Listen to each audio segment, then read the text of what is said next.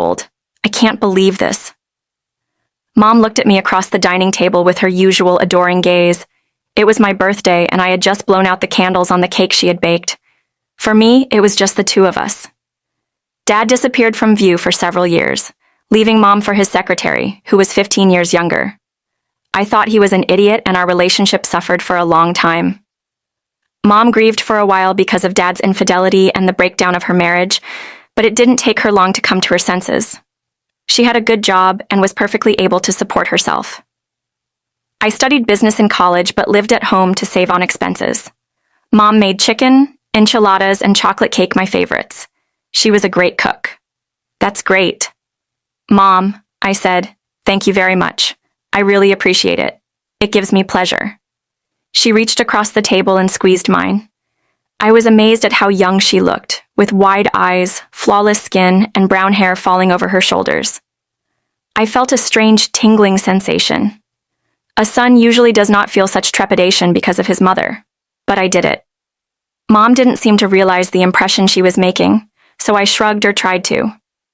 We cleaned up the kitchen together when dinner was over 21. Mom said, while we were both washing the dishes, "That was the number of your football uniform." Right, yes. I said both years of study at the university, I was a strong defender on the school team. You know, Mom said I was a cheerleader in high school. I was a head cheerleader in my senior year. I didn't know that. I said, I think this is the first time you've said this to me. Really? She asked me. I'm surprised you didn't know that. I think my cheerleader uniform is still at home somewhere. Mom, I had no idea when was the last time you wore it. I hadn't seen it since middle school. She said, don't you try it on? I asked her. I'd like to see it after the words left my lips. I thought maybe it was weird to want to see my 40-year-old mom in a cheerleader costume, but I really wanted to see her in it. I do not know, will she? She said. Come con, Mom, I said. Please me. Today is my birthday. I'm not sure where she is, she said, but since it's your birthday, I'll look for her. Even if I find her, I'm not sure I'll fit in. Take your time. I said it's early evening. It was still early. Mom came home from work early to cook dinner for my birthday, and we finished, and it was only 6:30 p.m. Mom looked at me, puzzled inside. There's nothing going on here, she said, after Mom left the room. I also got up from the table and went to my bedroom. I took my old football jersey out of the closet. Mom went to the same high school as me more than 20 years ago, but I was pretty sure that the colors white, green, and gold remained the same. And I thought it would be fun to see if we fit together. I took off my t-shirt and pulled on a t-shirt. I went back to the kitchen, sat down at the table, and waited. It took, as it seemed to me, a long time, but eventually the sound of my mother's soft footsteps reached my ears, and she turned the corner, and voila, Mom was standing there in her old cheerleader costume. She looked confused. She stood in the doorway, shifting from one foot to the other. What do you think? What is it? She asked in a low, trembling voice. What was I thinking? I didn't know what to think. I'd never seen Mom like this before. I'd never seen her wear such a short skirt. She was tiny. It showed off most of her legs. Her legs were slender but graceful under the small pleated hem of her skirt. Considering that the uniform fit her in high school, it was amazing how well she fit now. But overall, Mom looked surprisingly good. I was a little excited. I didn't say anything at first. Mom said, "You didn't say anything well. Do I look ridiculous?" "No, Mom. You look fantastic. I can't believe how well it suits you." "Thank you."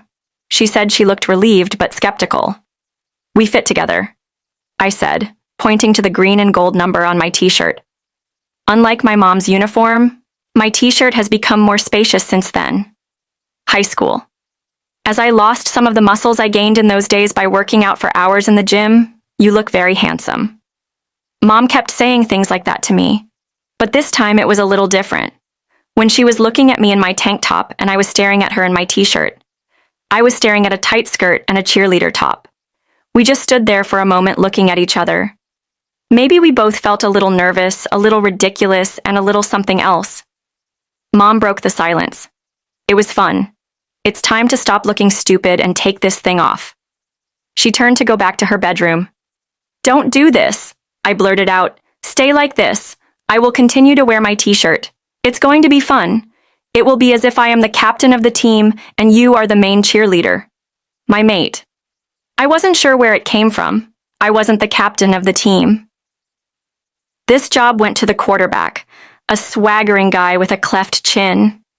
But I was jealous of him because he was dating the main cheerleader, a red-haired girl named Allison, whom I had always been in love with. I wanted to invite her to the homecoming party, but my hopes were dashed when I found out that she was going with him on a date. Mom looked at me questioning. Where were you planning to take me? I had no idea. We didn't have any plans for the evening. She stamped her foot. Let's go to the parking lot, I said, and the thought came to me out of nowhere at the drive-in. I can't remember the last time either of us went to the parking lot. Why there, I don't know. It just seems to fit what we're wearing, a football player and a cheerleader going to the cinema. I had to admit that it was a ridiculous idea. Well, it's your birthday, so if you want, we can. But if I'm going to the parking lot, I need to change. I'm not going to wear myself out with this. Come on, Mom, I said. You look great, and as you said today is my birthday, you have to do what I want. She raised her eyebrows at my comment. She was not convinced. Come on. Mom, let's do this, I said. I considered my choice of words as soon as they left my lips. The slight curve of her lips indicated that she also caught the subtext of my words. I don't know, no one will see you but me. I insisted it's going to get dark soon and you can stay in the car while I get the popcorn. Mom's resolve seemed to falter what is being shown. What is it? She asked. No, I'm cheered up. I looked at my phone. In half an hour. The new movie. Fast and Furious is being shown. We can get there if we go now. These movies are stupid, she said.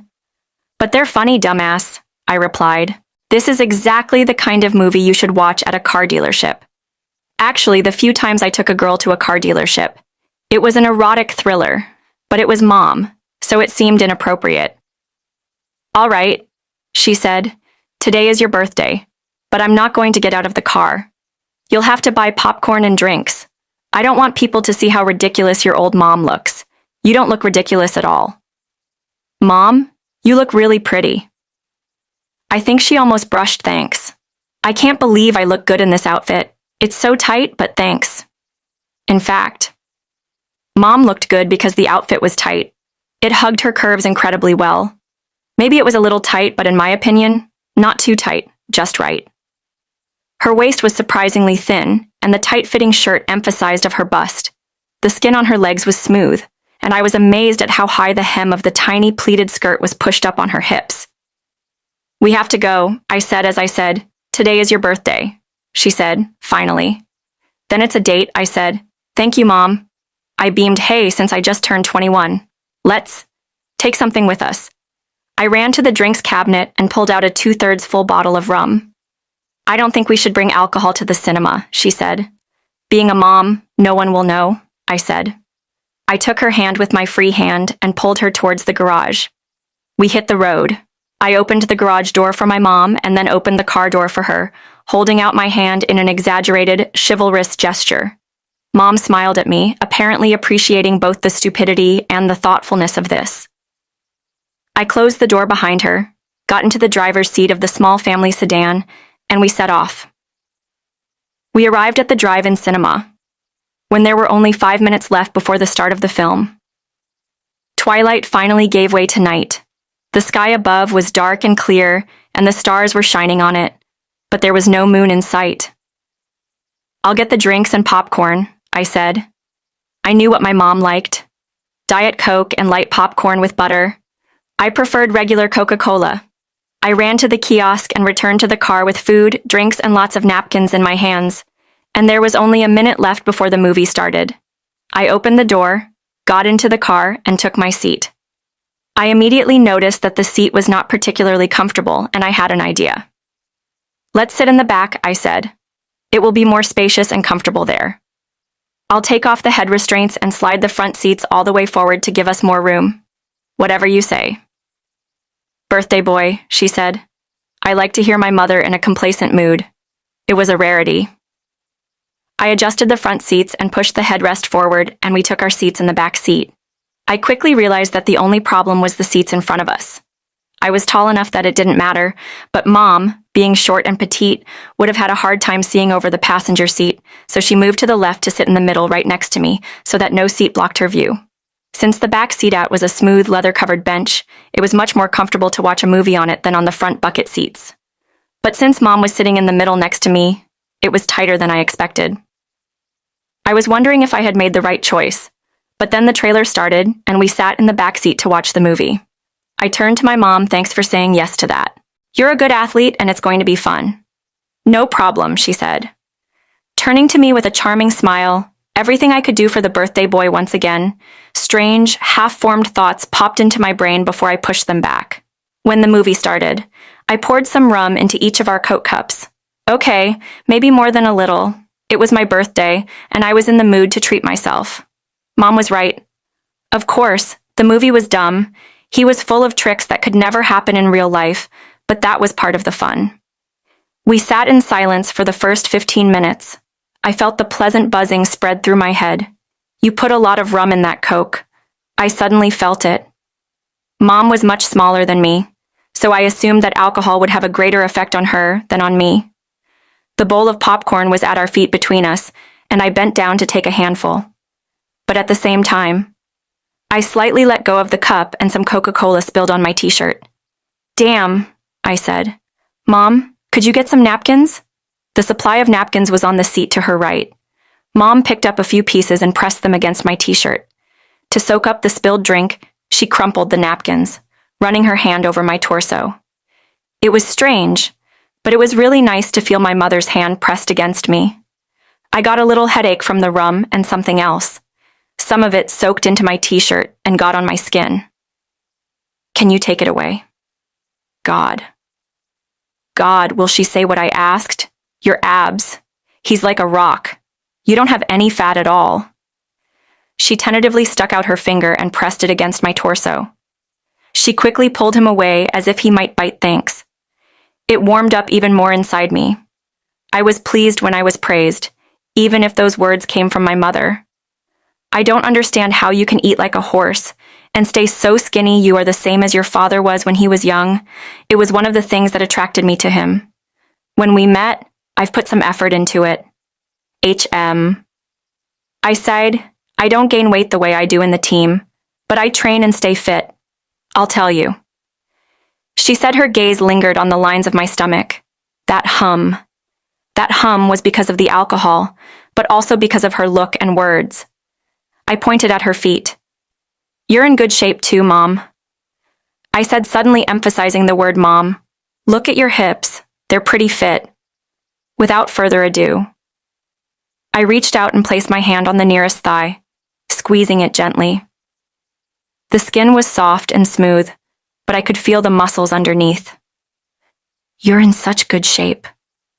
I repeated. Mom flinched slightly at the touch of my hand, but did not pull away. It's all about climbing the stairs at the gym, she said. I took my hand away, and for a while we continued to watch the movie in silence. We finished our Coke and popcorn, and I definitely felt high. I thought. Mom thought so too, because when I looked away, her eyes seemed glazed and her lips were parted in profile. Her face looked beautiful and in the dim light. I could almost imagine that she was a girl my age, and that this was an ordinary date. But if this was an ordinary date at a movie theater on wheels, we would have already kissed. I went back to the movie and shook my head to clear it up. It didn't really work. I was still thirsty, but not Coca-Cola. I picked up a bottle of rum from the floor at my feet and poured some into my cup. I offered the bottle to my mother a little more. I asked, "Shouldn't I?" she said. "You're not driving," I said. She hesitated and then handed me her cup just a little bit. I poured some into her cup. I cooked the bottle and put it back at my feet. We sipped the pure rum from our cups and continued to watch the movie in silence. It really was a dumb movie. Just a lot of incredible but well-produced action scenes stitched together with the finest plot imaginable. But the stars were familiar, and at times the action was so outrageous that it made us both laugh out loud. I was glad to see that Mom clearly liked the movie. Despite its childishness, the rum probably helped her enjoy it. We both sipped from our cups until the rum ran out. Mom broke the silence well. I have to say it's sweet. It's a little weird, but it's nice. I'm glad you like it.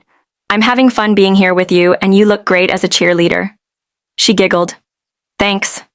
She put her hand on my neck and ran her fingers through my hair. You are a wonderful son. I've appreciated your support over the past few years.